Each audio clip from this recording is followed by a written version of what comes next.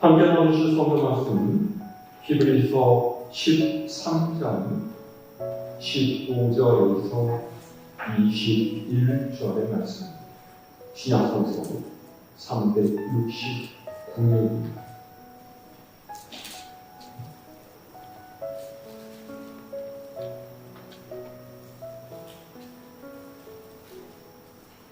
히브리서 13장 15절에서 21절까지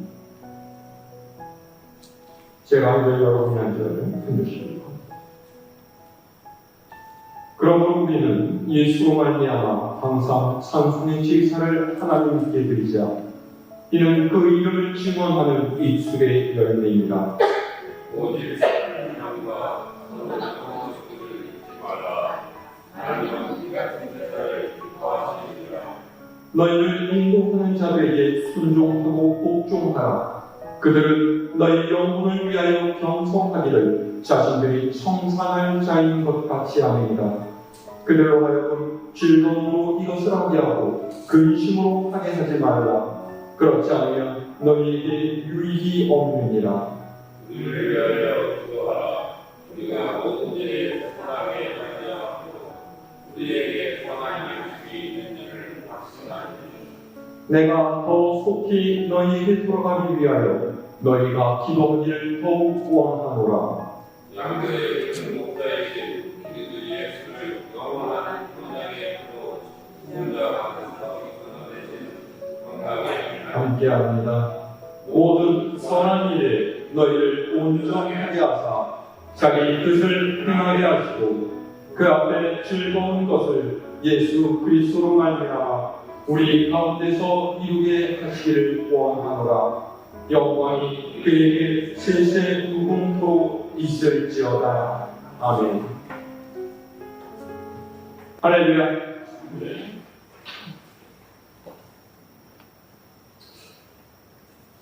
믿음을 다른 말로 표현하면 관계라고 할 수가 있을 것 같습니다. 내가 하나님과의 관계를 어떻게 하느냐, 다른 사람과의 관계를 어떻게 하고 있느냐라고 하는 것에서 우리의 믿음이 어떤 상태인지가 드러나게 됩니다. 즉, 다시 말해서 하나님과 나와의 관계를 신앙이라고 한다면 나와 다른 사람들과의 관계를 생활이라고 할 수 있다는 말이죠. 그래서 우리가 교회에 다니면서 하나님을 믿고 살아가는 것은 신앙, 생활 이렇게 이야기하지 않습니다. 나와 하나님과의 수직적인 관계, 나와 이웃과의 수평적인 관계가 하나님께서 기뻐하시는 모습이 될 때, 그리고 그런 이들이 모여서 하나님을 섬기면서 살아갈 때에 그 교회가 하나님께서 원하시고 칭찬하시는 귀한 교회가 될 줄로 믿습니다. 오늘 우리는 15절부터 21절까지만 읽었지만 히브리서 저자는 13장 전체를 통해서 이런 교회를 만들어 가기 위해서 믿는 사람들이 어떻게 살아가야 할 것인지를 말하고 있습니다. 자, 우리 오늘 말씀 위로 쭉 올라가서 1절에서 3절의 말씀 함께 읽어볼까요? 1절로 3절의 말씀. 시작. 형제 사랑들을 계속하고 손님 대접하기를 잊지 말라. 이로써 부지 중에 천사들을 대접한 이들이 있었느니라. 너희도 함께 갇힌 것 같이 갇힌 자를 생각하고 너희도 몸을 가졌은즉 합해 받는 자를 생각하라. 아멘. 첫째로는 형제를 사랑하고 손님을 대접하라 라고 말씀합니다. 그런데 그냥 형제를 사랑하라 그러면 될 것인데 어째서 형제 사랑하기를 계속하라 그랬을까요? 초대교회 성도들은 로마로부터 또 동족인 유대인들로부터도 굉장히 심한 박해와 고난을 받았습니다. 그래서 그 어려움을 견디다 못해서 본래 살고 있던 곳을 떠나서 낯선 곳으로 이주해 가는 경우가 많았죠. 낯선 곳에서 자리 잡고 살기가 쉽겠습니까? 쉽지 않죠.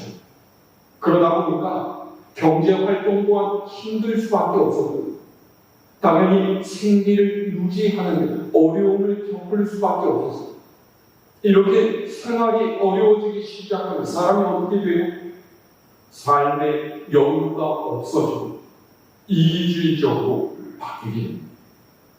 다시 말해서 내 코가 석자인데 어떻게 다른 사람들을 돌아보면서 나는 베푸는 생활을 하겠느냐라는 거예요. 내가 넉넉하고 형편이 괜찮을 때는 주변의 이웃을 돌아보면서 나누고 베풀 수가 있었는데, 내가 힘들고 어렵게 되니까 자꾸만 움켜쥐려고 하고 챙기려고 하는지 나누는 것이 쉽지 않더라, 이런 말이죠. 여러분 공감이 되십니까? 사람은 그렇게 되기가 쉽습니다. 그런데 여러분 생각을 바꿔보십시오. 진짜 사랑이 더 필요할 때가 언제입니까? 오히려 서로가 더 힘들고 어려울 때가 아니겠습니까? 고통스러운 상황에 처했을 때 사랑의 진가가 두드러지게 드러나는 것 아니겠습니까? 그렇기 때문에 너희는 어떤 상황에 있든지 간에 사랑하기를 멈추지 말아라. 계속해라. 이런 얘기. 변함없이 사랑의 자리를 지켜야 한다는 것이죠. 그리고 또 뭐라고 해요? 손님 대접하기를 잊지 말아라 라고. 그러면서 아브라함의 일을 들고 있죠. 아브라함이 마물의 상수리 나무 아래 앉아있다가 멀리서 세 사람이 오는 것을 보고서 뛰어나와서 굉장히 따뜻하게 관대를 베풀었습니다. 그런데 그 사람들이 누구였나요? 하나님께서 소돔과 고모라를 살펴보내고 보내신 천사들이었다. 이들이 아브라함의 영접을 받고서 흐뭇해 하면서 다음에 다시 올 때에는 사라에게 아들이 태어나 있을 것이다 말해줬습니다. 아브라함이 이들이 천사라는 것을 미리 알고서 대접했겠습니까? 아니죠. 그가 항상 그래 왔었던 것처럼 선한 행동을 했었기 때문에 천사들을 대접할 수가 있었던 것.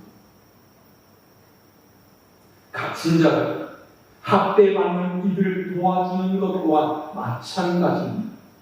나의 이익을 위해서 사는 것이 아니라 내가 어떤 처지에 있을지라도 나보다 더 어려운 이들을 생각하면서 그들을 돕고 사랑하는 삶을 사는 것이 믿는 이들을 위해 하나님의 뜻이 오늘 사는 우리에게 하나님께서 원하시는 일인 줄로 믿습니다. 자, 우리 그 아래 4절의 말씀을 읽어볼까요? 4절의 말씀 시작. 모든 사람은 결혼을 귀히 여기고 침소를 더럽히지 않게 하라. 음행하는 자들과 가늠하는 자들을 하나님이 심판하시리라. 아멘. 두 번째로는 가정에 충실한 삶을 살아야 된다라는 것. 이 말은 이 당시에 굉장히 실제적인 권면이었을 것입니다. 왜냐하면 가정을 지키고 혼인 생활을 유지하는 것은 예나 지금이나 굉장히 내민한 문제였기 때문에 믿는 사람들 사이에서도 이런 문제를 입 밖으로 내어서 얘기하는 경우가 드물었을 뿐만 아니라 은근히 세상을 쫓아서 사는 사람들이 많았기 때문에 이 당시 믿는 사람들 중에는 금욕주의적인 태도를 취하면서 육체적인 관계를 멸시하는 사람도 있었고, 이 반대로 극단적인 방탕함으로 난잡한 성관계를 가지는 사람도 있었습니다. 왜 이런 일이 일어났어요? 영적인 것과 육적인 것을 분리해서 생각하고 믿음이 삶으로 전환되지 못하게 됩니다. 오늘날 보세요. 시대가 발전하고 복잡해져 갈수록 도덕과 윤리가 혼탁해져 가는 것이 당연한 현상이라고 사람들이 이야기합니다. 그런데 어느 사회를 막론하고 성적 타락이 만연한 사회가 오래 지속된 경우는 없었습니다. 2017년에 미국에서 시작이 되어서 우리나라까지 굉장히 큰 영향을 주고 이슈가 되었던 미투 운동이 있었죠. 여러분 기억하십니까? 방송에도 출연하고 사회 각계 각층에서 능력을 인정받고 존경을 받고 있던 정치인들, 영화 감독, 배우, 연출가, 회사 대표 등 수많은 남성들의 성적이고 도덕적인 타락이 만천하에 드러납니다. 그렇게 해서 그 사람들은 사회적 지위를 잃고 법의 심판을 받고 죄값을 치르게 되었던 우리 알고 있지 않습니까? 세상에서 건강한 가정생활을 하는 사람이 온전한 사회인으로 살아갈 수 있는데 하물며 교회 안에서는 더욱 그래야 되지 않겠습니다. 성도가 가정에 충실하고 아내가 남편을, 남편이 아내, 부모는 자녀를, 자녀는 부모를 사랑하는 관계가 유지되어야 교회 또한 아름답게 성장해 갈 수가 있습니다. 다시 말해서 교회는 성도들의 가정생활이 거룩할수록 영적으로 견고해질 수가 있다. 하나님께서 남자와 여자를 만드시고 한 몸을 이루어 살라고 하신 뜻을 우리는 바르게 이해할 수 있어요. 영적으로 또 육적으로 거룩한 삶을 살 때 우리의 교회는 주님의 거룩한 몸이 되어서 하나님께 영광을 돌리게 될 줄로 믿습니다. 자, 우리 그 아래 5절에서 8절의 말씀도 읽어볼까요? 5절로 8절까지는 시작. 돈을 사랑하지 말고 있는 바를 족한 줄로 알라. 그가 친히 말씀하시기를 내가 결코 너희를 버리지 아니하고 너희를 떠나지 아니하리라 하셨느니라. 그러므로 우리가 담대히 말하되 주는 나를 돕는 이시니 내가 무서워하지 아니하겠노라. 사람이 내게 어찌하리요 하노라. 하나님의 말씀을 너희에게 일러주고 너희를 인도하던 자들을 생각하며 그들의 행실의 결말을 주의하여 보고 그들의 믿음을 본받으라. 예수 그리스도는 어제나 오늘이나 영원토록 동일하십니다. 세 번째로 믿는 사람은 참된 만족을 가지고 살아야 한다라고 합니다. 여기서 등장하는 것이 돈으로 상징되는 물욕. 사도 바울은 디모데전서 6장 10절에서 돈을 사랑하는 일만 악의 뿌리가 되나니 이것을 사모하는 자들이 미혹을 받아 믿음에서 떠나 많은 근심으로 자기를 찔러도다 라고 해주십니다. 사람은 돈을 왜 사랑합니까? 돈을 갖고 싶어 하는 것이 아니라 돈을 사랑한다 라고 하는 표현을 눈여겨보세요. 돈을 사랑한다 라는 말은 돈이 내 삶에 가장 중요한 것이 되어버린다. 내 인생에 굉장히 중요한 가치가 되어버렸다. 이런 뜻이에요. 왜요? 돈으로 자신의 부족함을 채울 수 있다라고 생각합니다. 우리의 마음속에 생겨나는 탐욕은 자신이 가진 것에 만족을 느끼지 못하는 데서 생겨납니다. 그래서 사람들은 항상 자신에게 부족한 무엇인가를 채우기 위해 자기가 가지지 못한 것을 갖기 위해 끊임없이 노력을 합니다. 그래서 돈을 벌려고 합니다. 그런데 돈을 많이 벌고 자신의 삶, 물질적인 것을 채운다라고 해서 우리의 불만족이 없어질 수 있을까요? 절대로 그렇지 않습니다. 우리의 욕심이 가질수록 점점 커지고 누릴수록 더욱 많은 것을 원합니다. 세상의 것들은 우리의 욕심을 절대로 만족시킬 수가 없습니다. 여러분 생각해 보세요. 500만 원을 벌게 되면 1000만 원을 벌고 싶은 1000만 원을 벌면 2000만 원 벌고 싶기를 2000만 원 벌기를 바라는 것이 사람 마음입니다. 참된 만족은 하나님께 있다는 것을 우리는 알아야 합니다. 5절 하반절에서 히브리서 저자가 그래서 그렇게 말하는 거예요. 하나님께서 너희와 함께 계신 줄 알아. 이렇게 당부하고 있죠. 왜냐하면 초대교회 교인들이 겪고 있는 삶의 곤고함과 어려움을 세상의 물질을 쌓음으로써 극복하려는 이들이 있었기 때문입니다. 그래서 뭐라고 해요? 너희는 담대하라. 너희를 도우시는 분, 세상을 주관하시는 하나님이신 줄을 알아. 세상이 너희를 어떻게 할 수 없고 너희를 믿음으로 인도했던 선배들이 어떻게 살았는지를 바라보면서 그들의 믿음을 본받아. 너희와 함께 하시는 주님께서는 절대로 변하지 않으시는 분이시다. 이런 세상 모든 만물의 주인이신 하나님께서 우리를 도우시고 두려움을 이기게 하시고 우리를 보호하고 계신다는 것 여러분 잊지 마시기를 바랍니다. 그리스도의 힘은 바로 이 믿음에서 나옵니다. 재물을 많이 쌓고 가진 것이나 부족함이 없다고 해서 그것이 사람의 힘이 되지 않습니다. 그런 것들은 한순간에 무너져 내리습니다.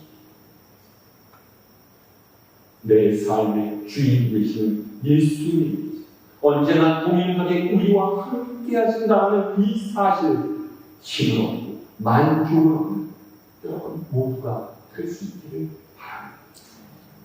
자, 아래를 쭉 내려와서도 17절 말씀 읽어볼게요.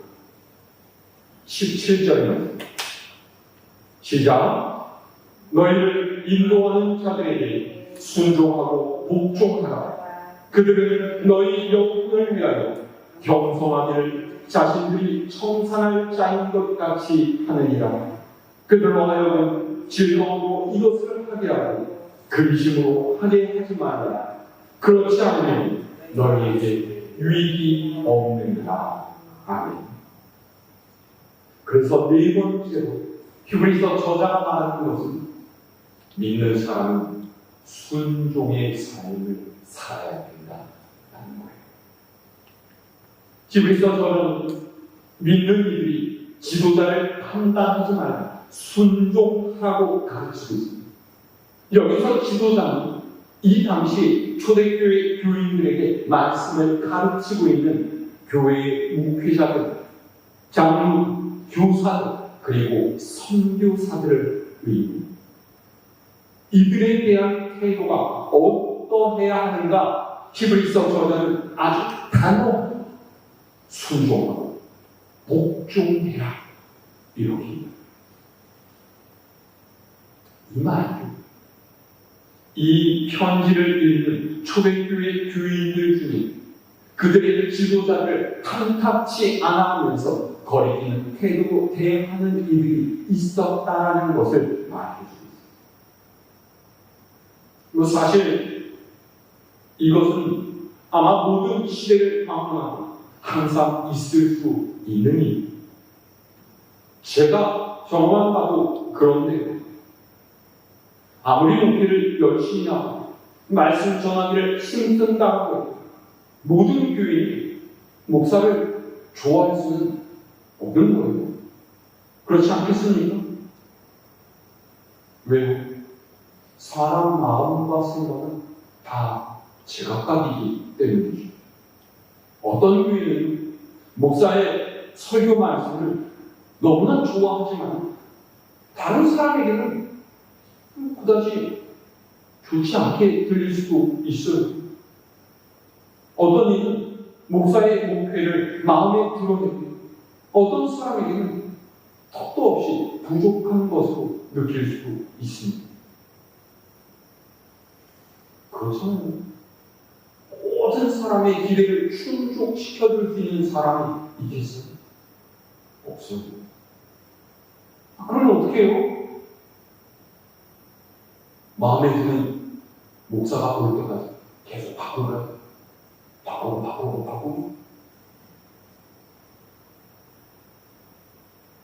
마음에 차지하고 못마땅한 것이 있을지라도 하나님께서 세우신 사람이라고 생각하면서 순종하라, 이런 말이죠.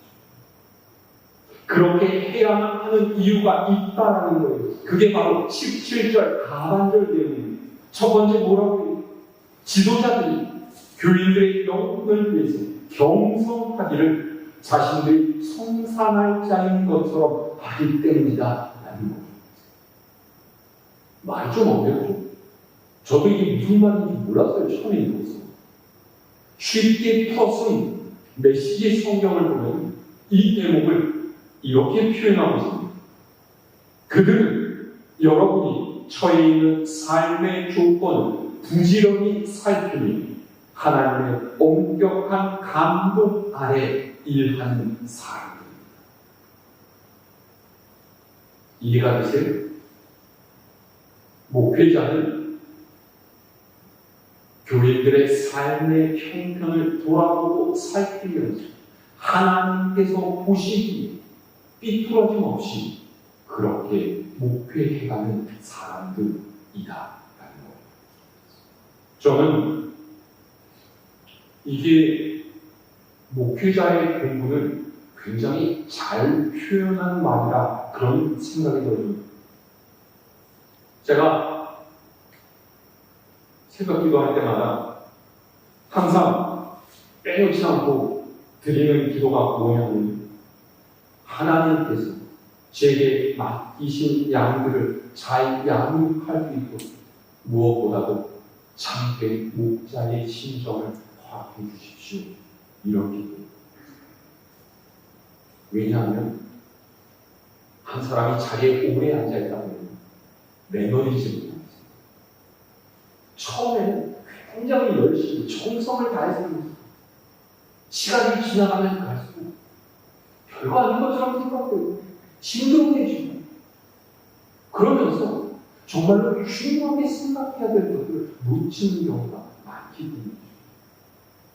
그래서 제가 그렇게 기도합니다. 저에게 주어진 것이 무엇이 중요한지 알게 하시고 하나님께서 주신 그 삶을 놓치지 않게 해주십시오. 이런 마음이 없으면 그 사람 목회자가 아닙니다. 예수님께서 베드로에게 3번이나 그렇게 부탁하셨어요. 요한이 아들 시몬, 네가 나를 사랑한다. 그럼 내 양을 먹여라. 이게 바로 목회자에게 하나님께서 주신 삶입니다.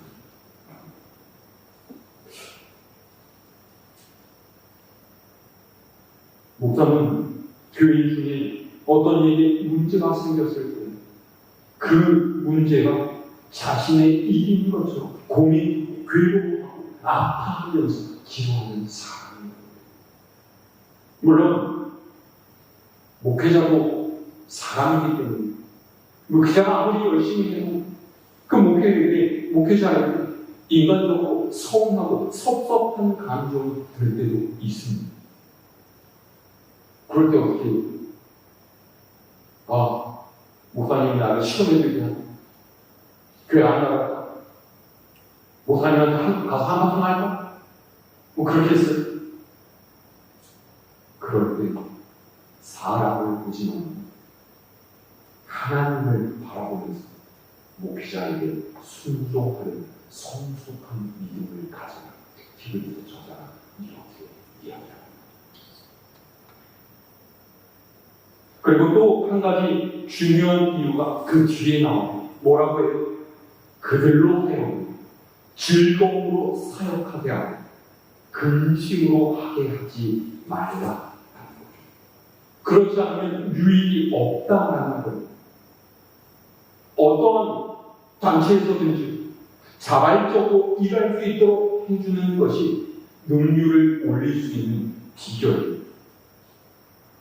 여러분 생각해보세요. 목회자랑 교인들 맨날 티격태격 싸우고 사사건건 되니까 그러면 목회자가 어떻게 되겠습니까?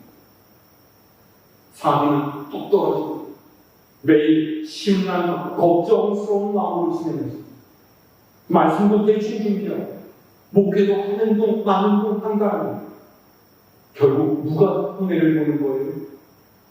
말씀을 듣고 격려와 위로를 받아야 하는 교육이라는 거죠. 그래서 목사가 말씀을 잘 전하고 목회에 전념할 수 있도록 그렇게 해주는 것은 교인들의 유익을 위한 것이다.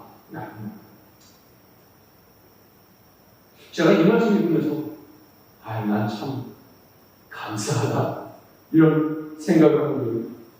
제가 그렇게 뛰어난 설교자가 아닌데 우리 교인들이 제 설교를 좋아해주고 또 칭찬해주고 얼마나 감사한지 모르겠어요. 목사의 가장 큰 기쁨은 교인들이 말씀을 기쁨으로 순종 변화되는 걸 보입니다. 앞서 말씀드린 것처럼 사람마다 생각이 다르고 뜻이 다르지만 믿음 안에서 같은 마음과 같은 뜻으로 하나님을 섬겨갈 때에 비로소 주님의 진정한 몸된 교회가 되어가는 것 아니겠습니까? 이렇게 믿는 사람들이 신앙생활을 할 때 하나님께서 그 교회를 사용하시고 하나님의 나라를 이 땅 위에 이루어 가시는데 사용하시리라 믿습니다. 자, 우리 마지막으로 20절에서 21절 말씀입니다. 20절에서 21절 말씀 시작. 양들의 큰 목자이신 우리 주 예수를 영원한 언약의 피로 죽은 자 가운데서 이끌어내신 평강의 하나님이 모든 선한 일에 너희를 온전하게 하사 자기 뜻을 행하게 하시고 그 앞에 즐거운 것을 예수 그리스도로 말미암아 우리 가운데서 이루시기를 원하노라. 영광이 그에게 슬슬 무궁토록 있을지어다. 아멘. 예수님을 죽은 자 가운데서 살리신 하나님, 전능하신 하나님께서 일을 할 때 어떻게 하시느냐?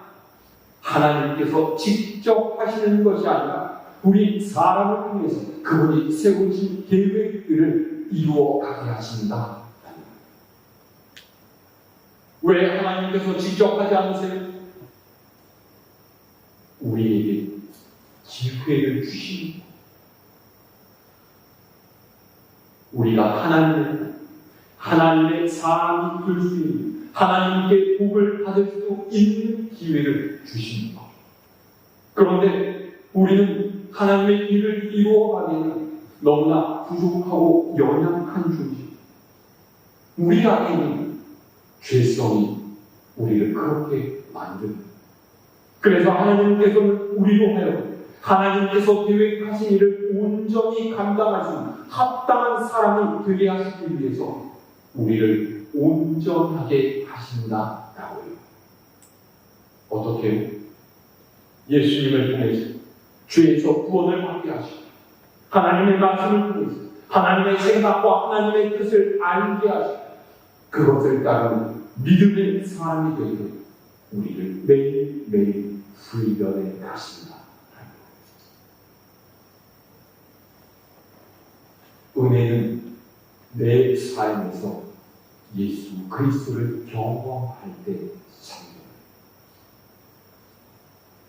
은혜는 하나님께 순종하는 사람만이 누릴 수 있는 축복.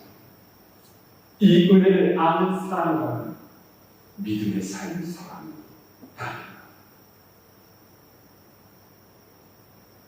누차 말씀드리지만 믿음은 삶으로 전환되지 않으면 진짜 아닙니다. 우리가 행하는 모든 헌신, 수고와 봉사, 아니 우리가 살아가고 있는 인생 이 자체가 하나님께서 기뻐하시는 일을 이루어가는 삶이 되어야 될 줄로 믿습니다. 날마다 끊임없이 두고 이 믿음의 삶을 살아가면서 하나님께 우리의 삶으로 영광을 돌리는 저와 모두가 됐습니다. 주님의 이름으로 축원합니다. 하나님이여 주를 경배합니다. 주